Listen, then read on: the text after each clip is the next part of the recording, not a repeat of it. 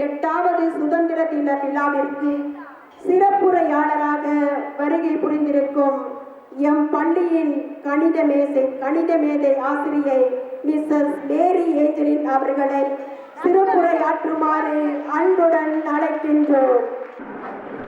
இந்த விழாவிற்கு தலைமை தாங்க வந்திருக்கும் நமது அருமை அண்ணாச்சி காஜா அண்ணாச்சி அவர்களுக்கு என் முதல் வணக்கம். மற்றும் இந்த விழாவில் என்னை சிறப்புரை ஆற்ற அழைத்திருக்கும் தலைமை ஆசிரியர் அவர்களுக்கும் இணை அருட்சகோதரிகளுக்கும் ஆசிரியர் பெருமக்களுக்கும் சிறப்பாக வரலாற்றுத்துறை ஆசிரியர்களுக்கும் என்னுடைய வணக்கத்தை தெரிவித்து இன்றைய விழா வாழ்த்துக்களையும் தெரிவித்துக் கொள்கின்றேன். அண்ணல் காந்தியடிகளின் அகிம்சையினால், நேதாஜி சுபாஷ் சந்திர போஸின் ஆயுதத்தினால், ஜான்சி ராணியின் வீரத்தினால், வேலு நாச்சியாரின் சபதத்தினால், கட்டபொம்மனின் கம்பீரத்தினால், கொடிக்காத்த குமரனின் கொள்கை பிடிப்பினால், முண்டாசு கவி பாரதியின் கவிதை வரிகளினால், நம் தேச தலைவர்களின் உயிர் தியாகத்தினால் பெற்ற இந்த சுதந்திரத்திற்கு இன்று 78ஆம் பிறந்த நாள் விழா. 78ஆம் சுதந்திர நாள் விழாவில் உண்மையான சுதந்திரம் என்றால் என்ன என்று அறியாமலே நாம் சுதந்திர தின விழா கொண்டாடி கொண்டிருக்கிறோம். சுதந்திரம் என்றால் என்ன? சுதந்திரம் என்றால் என்ன? இஷ்டப்படி வாழ்வது, தான் தோண்டித்தனமாக வாழ்வது, உரிமைகளை எதையும் மதிக்கிறது, யாரையும் மதிக்கிறது இல்லை. இதுதான் உண்மையான சுதந்திரம் அப்படி என்பது நம்மளுடைய கொள்கைகளாக இருக்கிறது. உண்மையான சுதந்திரம் என்பது என்ன? சுதந்திரமான சூழ்நிலையிலும் கட்டுப்பாட்டுக்குள் வாழ்வதுதான் உண்மையான சுதந்திரம். உண்மையான சுதந்திரம் இப்ப நம்முடைய தேச தலைவர்கள் சுதந்திரம் பெற்று தந்தார்கள் என்றால் சும்மா சாதாரணமா பெற்று தரல, உயிர் தியாகம் பண்ணியிருக்காங்க, பணிவோடு வாழ்ந்திருக்காங்க, கொள்கை பிடிப்போடு வாழ்ந்திருக்கிறாங்க. இன்னும் எத்தனையோ அடுக்கிக் கொண்டே போகலாம். அவருடைய தியாகத்திற்கோ இன்னும் அவர்களுடைய கொள்கைகளுக்கோ நிறைய அடுக்கிக் கொண்டே போகலாம். இவையெல்லாம் நிறைய பெண்மணிகளினுடைய தாலி கொடிகள் அருந்திருக்கு, நிறைய உயிர் பலி கொடுத்துதான் இந்திய சுதந்திரத்தை நாம் அடைந்து நாம் சுதந்திரமாக நடமாடி கொண்டிருக்கிறோம். நாம் எங்கும் சுதந்திரம், எதிலும் சுதந்திரம் என்று சொல்லிக்கொண்டு ஏராளமான விஷயங்கள்ல அடிமைப்பட்டு கொண்டிருக்கிறோம் கூட நமக்கு தெரியாம நாம் வாழ்ந்து கொண்டிருக்கிறோம். செல்போன் மோகம். இப்ப நம்ம பாத்தீங்கன்னா எல்லா இடங்களிலும் செல்போன் மோகம். இன்ஸ்டாகிராம் சொல்றீங்க, பேஸ்புக் சொல்றீங்க, வாட்ஸ்அப் சொல்றீங்க, எல்லா இடத்திலையும் நம்ம அடிமைப்பட்டு கொண்டுதான் இருக்கிறோம், வெளியே சுதந்திரமாக இல்லை. ரெண்டாவது பார்த்தீங்கன்னா டிவி சீரியல்ல பாத்தீங்கன்னா உன்னுடைய இயல்பான கோணம் என்னன்னே தெரிய மாட்டேங்குது. அவங்க அழுத நம்ம அழுகிறோம், அவங்க சிரிச்சா நம்ம சிரிக்கிறோம். என்ன உன்னுடைய இயல்பான குணத்தையும் மறந்து நாம் அடிமைப்பட்டு டிவி சீரியலுக்கு அடிமைப்பட்டு கொண்டிருக்கிறோம். மூன்றாவது பாத்தீங்கன்னா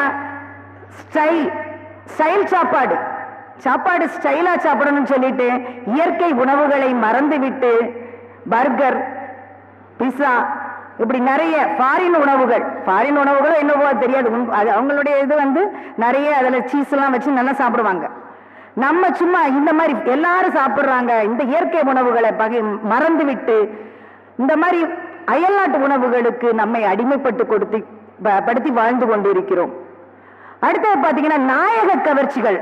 சினிமா நடிகைகள் ட்ரெஸ் பண்ற மாதிரி நான் ட்ரெஸ் பண்ணிக்கணும், அரைகுறை ஆடை போடக்கணும், அரைகுறை ஆடையில் அணிவதுதான் நாகரிகம் என்று நினைத்து நம்முடைய கலாச்சாரத்தை அடிமையாக்கி விட்டுக் கொண்டிருக்கிறோம்.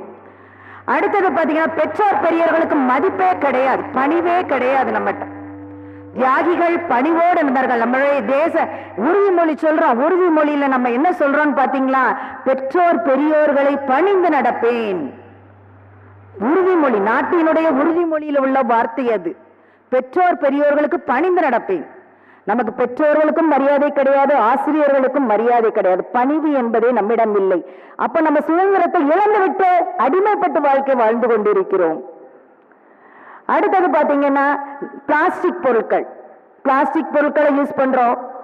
பிளாஸ்டிக்குகளை எங்க பார்த்தாலும் பிளாஸ்டிக்குகளை தான் ஈஸியா ஜாலி ஸ்டைலா இருக்குது பிளாஸ்டிக் அப்படின்னு சொல்லிட்டு காகித பைகளை பயன்படுத்தாமல் நாம் நெகிழிகளையும் பிளாஸ்டிக் பொருட்களையும் பயன்படுத்தி நம்மை நாமே இன்னும் சுதந்திரத்திற்கு அடிகொள்ளாமல் அடிமைப்படுத்தப்பட்டு வாழ்ந்து கொண்டிருக்கிறோம். இதுல உங்களுடைய கடமை என்ன? இப்படி அடிமை வாழ்வு வாழ்ந்து நம்ம சுதந்திரம், உங்க சுதந்திரம் சுதந்திரம் சுதந்திரம் பேசிக்கிறோம். ஒரு நாள் லீவு கிடைக்கும், ஜாலியா என்ஜாய் பண்ணிக்கிட்டு இருக்கிறோம். ஆனால் உண்மையான சுதந்திரத்தில் உங்களுடைய பங்கு என்பது என்ன? நீங்க அந்த சுதந்திரத்துக்கு நாங்க மாணவிகள் தானே, எங்களால என்ன செய்ய முடியும்?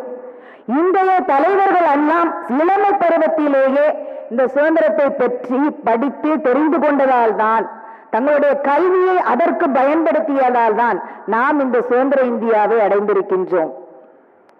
இளமை பருவத்தில், இளமையில் கல் அப்படின்னு சொல்லுவாங்க, இளமை பருவத்தில் தெரியாதத முதுமையில போய் செய்ய முடியாது. சோ இந்த பருவம் சரியான பருவம், பக்குவப்பட்ட பருவம், உங்களை நீங்களே மாற்றிக்கொள்ள வேண்டிய பருவம். இளமை பருவத்துல உங்களை மாணவிகள் அப்படின்னு சொல்றாங்க. மான் என்றால் பெருமை மிக்க, பெருமை, மான் என்றால் பெருமை. சோ மாணவியர் என்றால் பெருமை மிக்கவர்கள். சோ இந்த பெருமை மிக்கவர்களா இந்த இந்தியாவை பலப்படுத்த முடியும், வளமை மிக்கதாக ஆக்க முடியும். சோ மாணவிகள் ஒவ்வொருவருக்கும் இந்த இந்திய நாட்டில் கடமை இருக்கிறது. என்னென்ன கடமைகள் உங்களுக்கு இருக்கு? சுற்றுப்புறத்தை தூய்மையாக வைத்துக் கொள்ள வேண்டும். காலையில வரும்போது, இப்ப சிட்டில எல்லாம் பாக்குறோம், சிட்டி மெட்ராஸ் சிட்டியை பார்த்தோன்னா என்ன சிட்டின்னு பேர் சொல்றாங்க? மெட்ராஸ் சிட்டி, கோயம்புத்தூர் சிட்டி, திருநெல்வேலி சிட்டிக்கெல்லாம் பேர் என்ன சொல்றாங்க? Smart city. என்ன சொல்றாங்க? Smart city. ஏன்னா ரொம்ப தூய்மையா வச்சிருக்காங்களா, ரொம்ப அழகா வச்சிருக்காங்க, லைட் போட்டு வச்சிருக்காங்க, ஸ்மார்ட் சிட்டி. நம்ம பள்ளிக்கூடம் காலையில வரும்போது ஸ்மார்ட் ஸ்கூலா இருக்கும், வரும்போது பார்த்தீங்கன்னா அவ்வளவு சுத்தமா இருக்கும். சாயங்காலம் போகும்போது அவ்வளவு ஒரு அசிங்கமா இருக்கும். அதற்கெல்லாம் வெளியில இருந்து ஆட்கள் கொண்டு வந்து அசிங்கம் பண்ணிட்டு போறாங்க, பேப்பரை போட்டு போறாங்க. இது யாருடைய கடமை? நம்ம ஒவ்வொருவருடைய கடமை. இன்னையில இருந்து ஒரு குறிக்கோள் எடுத்துக்கோங்க. தயவு செய்து உங்களுக்காக நான் விட்டு செல்கின்ற ஒரு குறிக்கோள் இதுதான். நீ எழுந்திருக்கும் போதோ, நீ உட்காரும் போதோ உன் அருகில் ஒரு பேப்பரோ, நீ நடக்கும் போதோ உன் அருகில் ஒரு பேப்பரோ கண்ணால் பட்டால் தயவு செய்து, எல்லா வகுப்புலையும் குப்பை தொட்டி வச்சிருக்கிறாங்க, குப்பை பாக்ஸ் வச்சிருக்காங்கல்ல, எடுத்து தயவு செய்து அதை எடுத்து அந்த குப்பை பெட்டியில போட்டு போங்க. நம்ம ஸ்கூல்ல நம்ம ஸ்மார்ட் ஆக்குறது நம்ம கையில தான் இருக்குது, தெரியுதா? ஏற்கனவே smart school, smart smart smart ஸ்கூலா மாறணும் நம்ம பள்ளிக்கூடம், தெரியுதா? அது அனைத்தும் நம்மளுடைய கடமை, நம்மளுடைய உணர்வு. மாணவிகளோட உங்க ஒவ்வொருடைய கடமை. செய்வோமா? செய்வோமா? சத்தத்தை காண, மற்ற நேரம்லாம் நல்ல சத்தம் வருது. கட்டாயம், தெரியுதா? நீ எந்திரிக்கும் போதும் உட்காரும் போதும் உன் கை கால் கிட்டையோ, நடக்கும் போது ஒரு பேப்பரை பார்த்தாலோ உடனே எடுத்து அதை உங்க கிளாஸ் அருகில் உள்ள குப்பை பேக்கில போடுங்க. முதல் காரியம். இரண்டாவது காரியம், பள்ளியில தான் கல்வி அறிவும் ஒழுக்கமும் கற்பிக்கப்படுகிறது. இந்த கல்வி அறிவோ ஒழுக்கமோ உன்னுடைய வாழ்க்கை சுதந்திரமாக வாழ்வதற்கு வழிகாட்டக்கூடிய ஒன்று. இங்க கற்காத கல்வி வேற எதிலையும் நீ கற்றுக்கொள்ள முடியாது. இங்க கற்றுக்கொள்ளாத ஒழுக்கத்தை நீ வேற எங்கேயும் கற்றுக்கொள்ள முடியாது. கல்வியும் ஒழுக்கமும் உன்னிட்ட நிறைஞ்சிருந்தா நீ நிச்சயமா சுதந்திரமா நல்ல குடிமகனாக வாழ முடியும். அதனால அதை படிக்க வேண்டியது, கற்றுக்கொள்ள வேண்டியது இந்த பள்ளி பருவத்திலேயே கல்வியை கற்று அந்த கல்வி. அப்துல் கலாம் பார்த்திருக்கோம், அவர் சிறந்த குடிமகனாகவும் இருந்திருக்கார், சிறந்த விஞ்ஞானியாகவும் இருந்திருக்கிறார். அது பெரியவராகி அவற்றை ஞானம் அல்ல, அவர் பள்ளி பருவத்திலேயே அதை கற்று அதை ஞானத்தோடு தெரிந்து கொண்டு அந்த ஞானத்தை தன்னுடைய வாழ்க்கையில பயன்படுத்தியதால அவர் பெற்றதுனாலதான் அவர் பெரிய குடியரசுத் தலைவராகவும் உயர்ந்த மனிதராகவும் மக்களால் போற்றப்படுகின்றார். நாட்டின் சிறந்த தலைவராகவும் அவர் விளங்குகின்றார். அதே மாதிரி மதச்சார்பற்றது பள்ளிக்கூடம் என்பது மதச்சார்பற்றது. நீ இந்த மதம், நீ இந்த இனம், அந்த பாகுபாடு இருக்கக்கூடாது. வேற்றுமையில் ஒற்றுமை தான் பள்ளியில இருக்கணும். இந்த பள்ளியில வேற்றுமையும் ஒற்றுமை நம்ம பள்ளிக்கூடத்தில் அதெல்லாம் கிடையாது. இருந்தாலும் மனதிற்குள்ள எந்த வேற்றுமையோ எந்த இதுவும் இருக்கக்கூடாது. பாகுபாடுகள் பள்ளி லெவல்ல இருக்கவே கூடாது. அடுத்தது பாத்தீங்கன்னா, பெற்றோர் பெரியோர்களை பணிவுடன் நடத்துங்கள். பெற்றோர் பெரியோருக்கு நம்ம என்ன செய்யணும்? ரொம்ப பணிவா இருக்கணும். சிலர் பெற்றோரை மதிக்கிறது கிடையாது, சிலர் ஆசிரியரை மதிக்கிறது கிடையாது, சிலர் பெரியவங்களை மதிக்கிறது கிடையாது. ஆசீர்வாதங்களையும் சுதந்திரத்தையும் இழந்து கொண்டு இருக்கிறோம். அதனால இதெல்லாம் நமக்கு கிடைக்கணும் அப்படின்னா நிச்சயமா பெற்றோர்களையும் பெரியோர்களையும் பணிந்து அவர்களை அன்புடன் நடத்துங்கள். அடுத்து போக்குவரத்து விதிகள். போக்குவரத்துல பஸ்ல தொங்கிக்கிட்டே போறது, நிறைய பஸ்ல போற பிள்ளைங்கள பாக்குறேன், தொங்கிக்கிட்டே போறது. போக்குவரத்து விதிகள், லெப்ட்ல போடு ரைட்ல போடு ரூல்ஸ் படி நடத்துங்க. யாருக்கும் எந்த இடைஞ்சலும் இல்லாமல் சுதந்திரமா இருங்க வேண்டாம் சொல்ல, ஆனா இடைஞ்சலாக இருக்கக்கூடாது.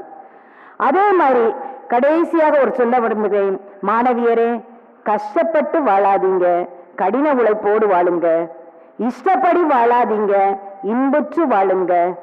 பண்பாடற்று வாழாதீங்க, பகுத்தறிவோடு வாழுங்க. சங்கடத்தோடு வாழாதீங்க, சத்தியத்தோடு வாழுங்க.